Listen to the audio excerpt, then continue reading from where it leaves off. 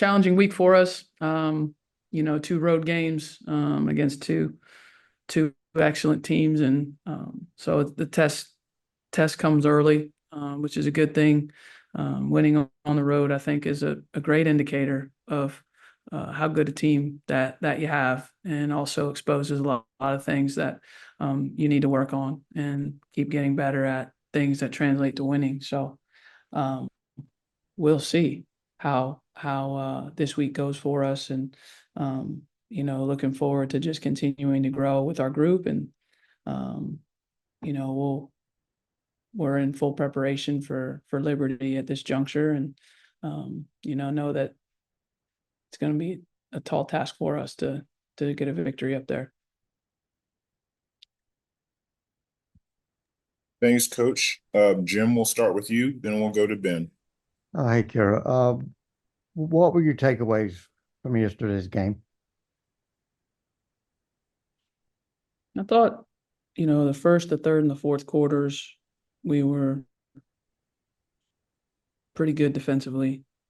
Um, thought we had, moments in the second quarter we were undisciplined in the fouling. Um, but I thought overall it was a pretty good first effort for us.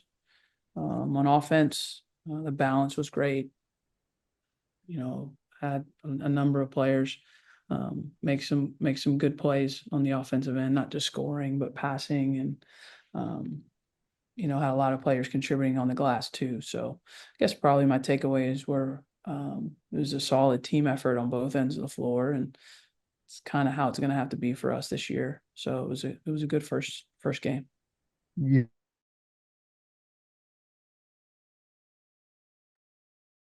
All right, let me ask Ben. you about Toby D. But she didn't stay on the floor very long. Can you? Was that just freshman jitters, or some things she needs to work on to avoid the fouls? Yeah, just being in the right positions at the right time. I think that's more than anything what can lead to fouls for players, whether they're a freshman or a senior. If you're late somewhere, and there's contact, more often than not, that's going to be a foul. Um, if you try to get somewhere too quickly, like when you're screening on offense, then more often than not, that's going to be a foul. So just continuing to work with all of our players, and Toby as well. But we had a number of players with two fouls in the first half. It wasn't just her. And, um, just be in the right spots when you're supposed to be there. And if you do that, that doesn't mean you'll never have fouls, but I think it puts you in the best position to not get dinged and get in foul trouble. Ben, over to you. Yeah, hey, Coach. Take me through the scheduling of this home and home series with Maryland and talking with, Coach Freese. How did it sort of come about, and how important was it to get this game on the schedule for you guys? Uh, I don't know about the history of it. I mean, I know that ever since I got the job here, we've been trying to play up there. And I guess maybe this is just the first year that worked out. So I know that we reached out a few times. It's my fifth year now, so I don't know if we reached out every year, but we definitely reached out multiple years. And so this was the first window, I guess, for them that worked. In the fifth year. So yeah, that's how it happened. Was us reaching out since I got here to try to play up in the area. Martin, over to you. Yeah, coach. Obviously, it's very early in the season. Is it any more challenging to game plan for your opponents right now when there's not as much film on this iteration of a team as there would be later in the year?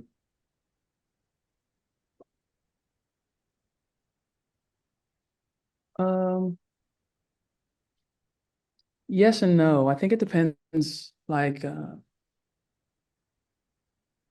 many returners they have, and it's definitely harder the first game because if you don't have any film, but like if you have a game or two of film, an exhibition, and now for opening game of the year, then you can kind of get an idea, of what they're about and what they're doing. So you certainly don't have a large sample size, but I think you can get an idea of the identity of a team and kind of what they're trying to do. Now if there's been a lot of turnover on the roster, there's a lot of new faces, or there's a new coach at that school, or they're just changing their system a little bit. Maybe it's the same coach, but they're playing a little bit differently. Then that maybe is a little bit harder this time of year because you don't have 5 games, 10 games to look at. You got 1 or maybe 2. So that's how I would say it can change. Then are there any specific challenges you think that Liberty's going to present for you guys? Anything that they do really well that's going to make things difficult? Who, Liberty? Yeah, Liberty. Oh yeah, they present a lot of challenges for us. Yeah, I mean you can just pick an area you want. I mean every area. Really, really, really good interior player, 6'6", scorer, great size, 3-point shooting, it's unbelievable. They've got wings that just don't miss. And so, think about each of those traits in isolation. Like if you have a great big, you feel good as a coach. Like you're like, okay. And if you didn't have a great big, but you had great 3-point shooting, you feel really good. And then you have both. It's like you try to take away the big, and now there's 3-point shooting. You try to take away 3-point shooting, now the big's. It's hard. It's hard to guard. It's hard to guard. And then on top of that, incredible experience, right? Incredible experience. And they played together. Seniors, returned 4 of their 5 starters, and it's a lot of experience. So, and then defensively, they're very good defensively. I mean, obviously they have that in the paint now. So it's hard to get there. It's hard to get to the rim. And very disciplined defensive team. They're going to present a lot of problems for us. We're going to have to play well to be in the game for sure. Jim, back to you. Yes, speaking of big players, I want to ask you about Jordan Wood. Her improvement from last season is impressive. You talk about her off season and what she's done to make that big jump.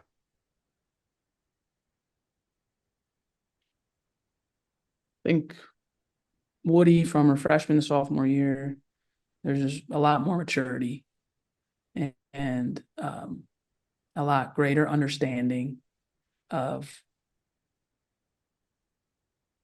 all the things I need to do to be a good player. I need to have a routine. I need to have a pre-practice routine. I need to be focused in practice. I need to have a post-practice routine. I need to have a bedtime routine, right? Like all these things that go into being a really good player. And so the discipline, her discipline and her maturity is greatly improved. And I think that's why she's getting more consistent results. You guys saw one game, right? Like Woody's been pretty consistent for us the last month in practice. So, I felt like she would have some consistency to her game performance, because usually the greatest indicator of game performance is practice performance. If you can in practice be a good player every day, or most days, not every day, most days, that will translate. And so she had to become a good practice player before she became a good player in a game. And now her challenge is this, let's hope this isn't Haley's Comet, right? Does this happen for her once every 86 years, or does it happen for her twice a week? Does it happen on Thursdays and Sundays? And that's the challenge for all of our players, not just Woody. Like, anybody can have a good game one time. Can you have a good game 2 times in a week, 3 times in a week, 8 times in a month? That's hard to do. And so that's her next challenge, is to be able to do that. And a good game is not just because she scored and rebounded. She did that yesterday. But for me, I'm looking at the positioning and understanding where she's supposed to be on offense and defense, and a byproduct of being in the right spots, it will be statistics some of the time. But I'm more looking at those things. So that's a good challenge for her, to see if she can do it again and again and again. We need her to. She's going to be an important part of our team this year. We definitely need her to give us consistent minutes this season when she gets in the game. So it's good to see her have a good opener. Okay. And one more quick question, if I may. What went into the decision to redshirt Riley Nelson? Oh, that's like a medical thing. Mhm. Yeah. So that's not really my area. So that's the medical team, performance team making that decision, along Okay. with Riley and her family. Yeah, thanks. Mhm.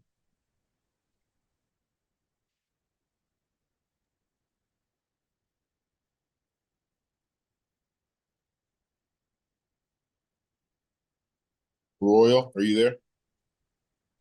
Yeah, I'm sorry about that. You know, having two tough games ahead of you with Liberty and Maryland, how do you reiterate that point of your team and players not overlooking Liberty? Because, as you said before yesterday, they're a strong, solid team. They have 3-point shooting, led on the team. But how do you kind of reiterate your point of not overlooking Liberty ahead of Maryland also? Well, I mean, we haven't even talked about Maryland yet.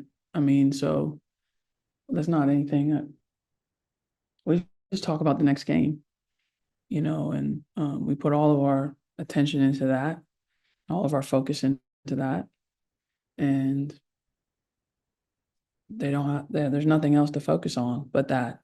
So their film that they're watching and the scheme that we're building and our attack that we're working on is all geared toward Liberty. We haven't even mentioned Maryland to them.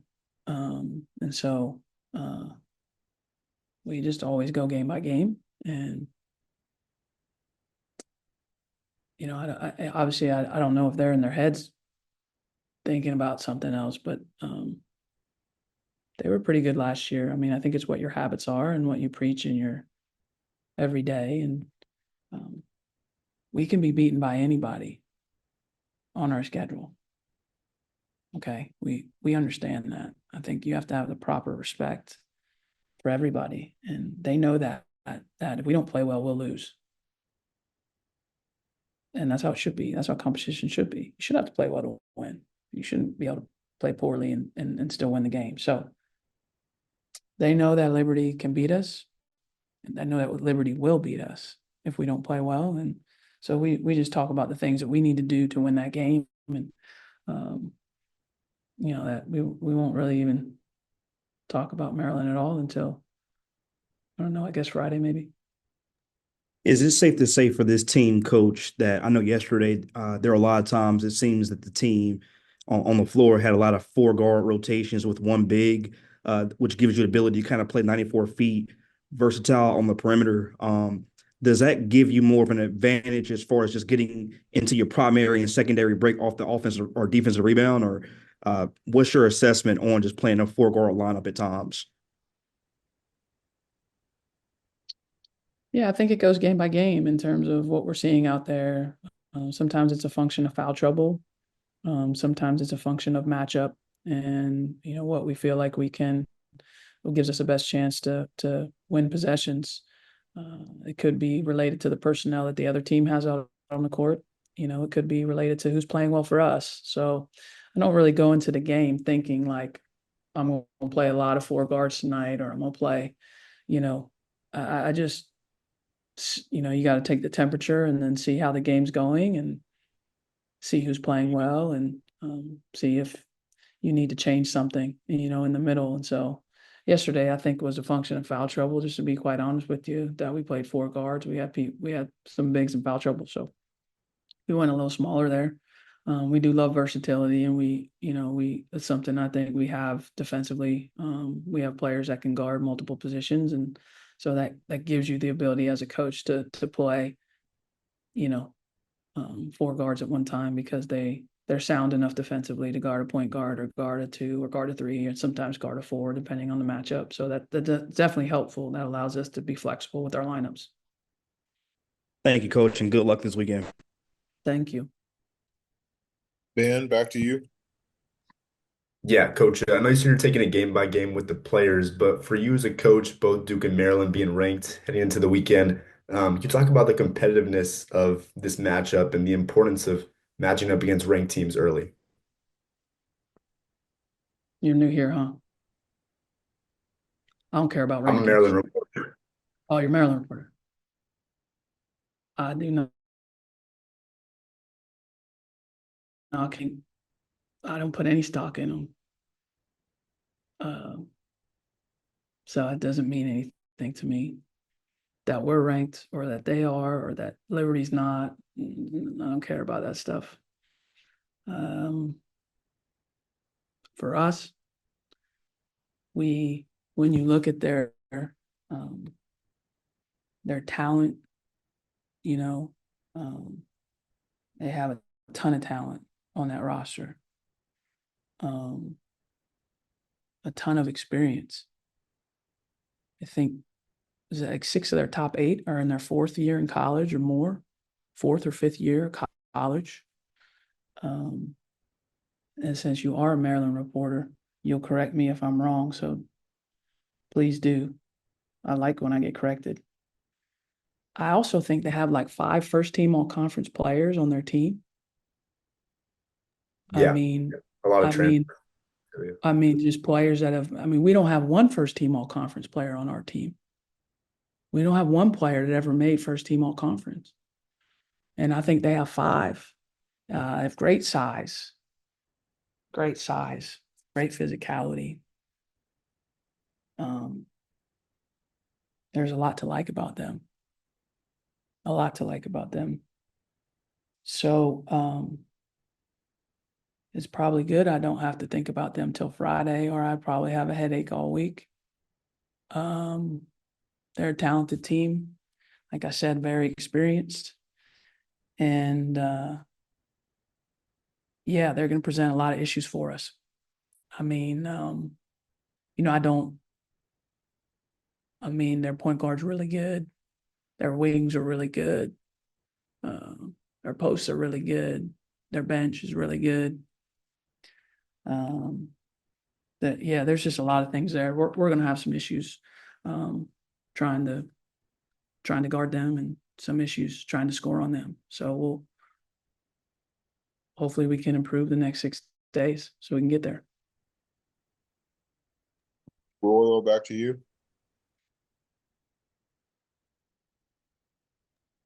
Yes, coach. Throughout the duration of a season, we know there are ups and downs, but how are you able to kind of challenge your team, specifically your veterans, to kind of be a reflection of yourself on and off the court? Just a lot of times when you go through a season, like you said before, ups and downs, and your freshmen may not know how to kind of like adapt to those certain type of situations, but how do you kind of reflect that upon your veterans and seniors on the team to kind of be a reflection of yourself? I don't think we want them to be like me, do we? We don't need 15 more people walking around here like me. That wouldn't be good for society, I don't think. But I think what you're trying to do is you're trying to hold them to a standard, and you're trying to, give them the expectations of the program, and then you're trying to make sure that they're pushing toward meeting that daily. And if we can push them to meet that daily, then they're gonna grow, and they're gonna have an understanding of what you're saying, of what we want them to be about. What does a Duke player look like? What does a Duke player sound like? What does a Duke player play like? Like, it should be evident when you watch us play what that is. And so that's what you're pushing them toward. And inevitably, it's really your juniors and seniors that are your biggest developers, more than the coaches or more than the staff, because they have an understanding of what that looks like, and they exhibit that daily. And then your freshmen and your sophomores are trying to reach that. And so, I think you can see in our sophomores this year, there's a difference. and kind of their approach and their, their consistency. Hopefully I'll say their consistency. We only played one game. I mean, come on, let's not do anything crazy here. But hopefully over time, we'll see that our sophomores are more consistent as sophomores than they were as freshmen. And hopefully over time this year, our freshmen will get more consistent. When we get to the ACC play, they're able to play longer stretches and increase their production and understand how to play. And we can be more layered with our schemes. Right now, we're pretty basic with our schemes because it's the beginning. We have to see kind of what they can handle. So I think all those things are a part of just kind of like what your team is and what your team becomes. And for us, it starts with our older players, and they kind of understand that at a high level.